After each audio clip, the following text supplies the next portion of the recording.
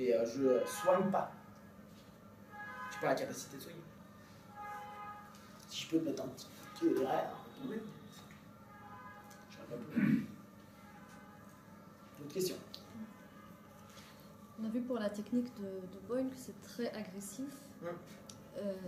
Des fois, est-ce qu'il y a des gens qui bloquent en fait avec leur cerveau, ils font.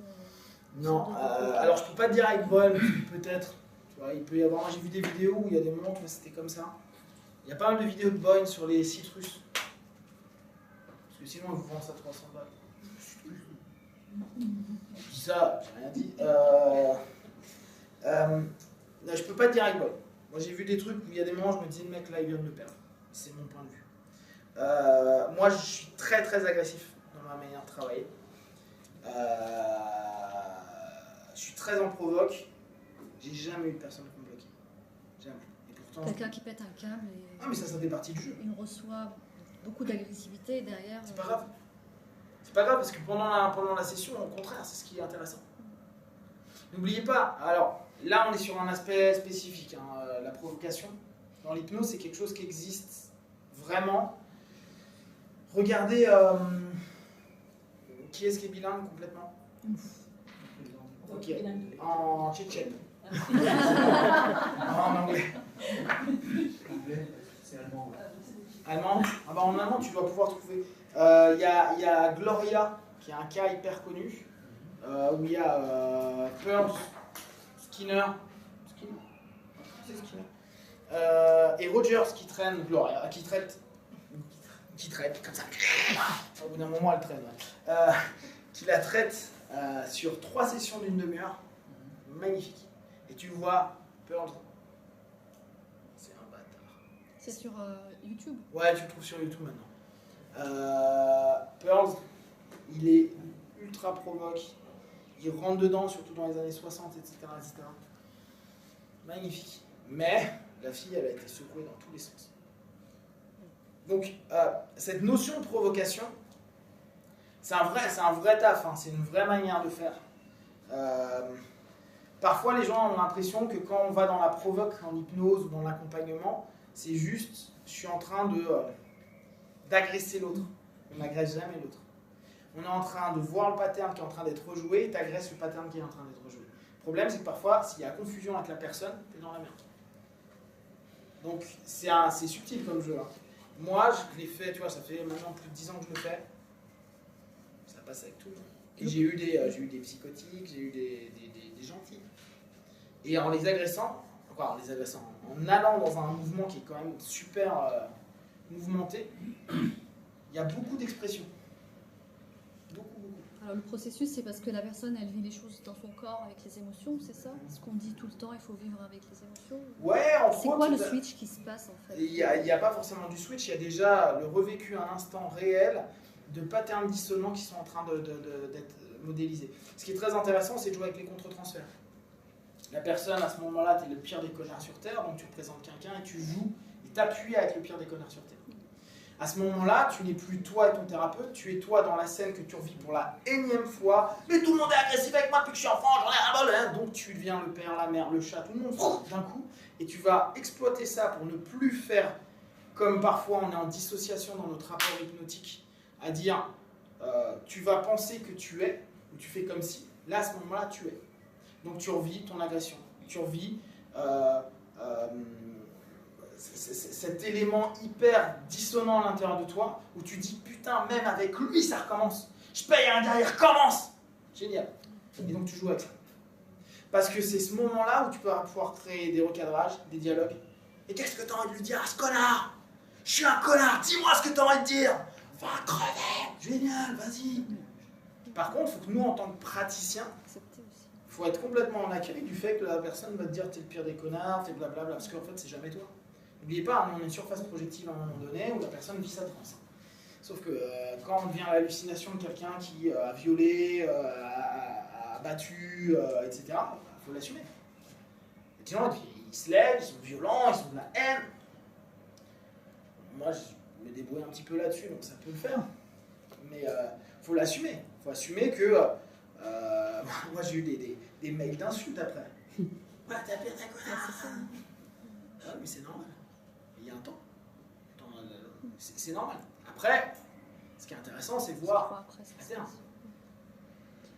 Une autre question, pour se former ou apprendre des techniques En France, moi, j'en ai pas vu. Avant, il y avait un gars super au UK, mais il a arrêté. C'était l'élève de Farelli. Je sais pas, il est parti en vrille depuis 4 ans. Il part, je sais pas. Et moi, je m'étais formé avec des Australiens, mais qui viennent plus en ce moment. Je les ai vus 2-3 fois. Et non, on voit pas beaucoup. Et en France, c'est pas hyper développé. Il y a des mecs qui sont bons en provocatif, mais c'est pas hyper développé. Puis après, c'est un... Ouais, je pense que tout le monde peut faire du provocatif. Après, il faut vraiment être dans une dynamique. Le provocatif, il y a des moments où tu le fais avec de l'humour. Farelli, à la fin de sa vie, qu'est-ce qu'il était drôle. Il te tuait, tu vas être recadré sur une vanne. Tu fais... Là, tu viens de te prendre un scud, mais c'était magique. Mais ça, c'est au bout de X années. Erikson a provoqué pas mal aussi. On a pas mal d'hypnos qui peuvent être bien provoques, bien sympas. Après, il faut savoir vraiment rebondir. Et puis, c'est là où on ouvre à d'autres champs, c'est qu'il faut bien capter tout ce qui est transfert, contre-transfert, comment tu vas le gérer, qu'est-ce que tu vas mettre en avant, qui tu es, à quel moment, etc. Ce qui est super sympa, hein, mais c'est un job qui bouge. Ouais. Moi, je suis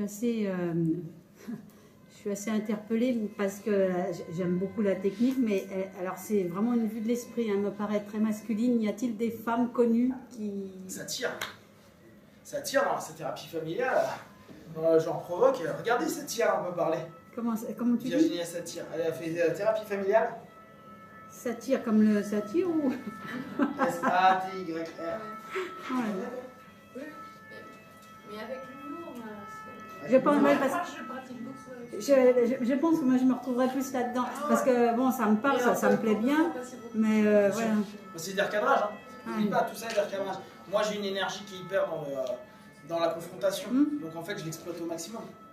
Moi, je suis un combattant, donc automatiquement, je tape les gens. Enfin, moi, la truc la plus sympa que j'ai eu une fois et ça m'avait fait vraiment sourire, c'est un gars qui me dit, qui est un ancien boxeur, hein, qui dit, bah, tu sais, quand je viens chez toi, j'ai l'impression de rentrer sur un ring de boxe pour un match. J'ai fait, ouais, j'aime bien. Bah, parce que pour l'instant, c'est mon énergie. Dans 10-15 ans, j'adore vraiment la provoque. Bon, il y a des moments, je le fais de manière plus joueuse, tu vois.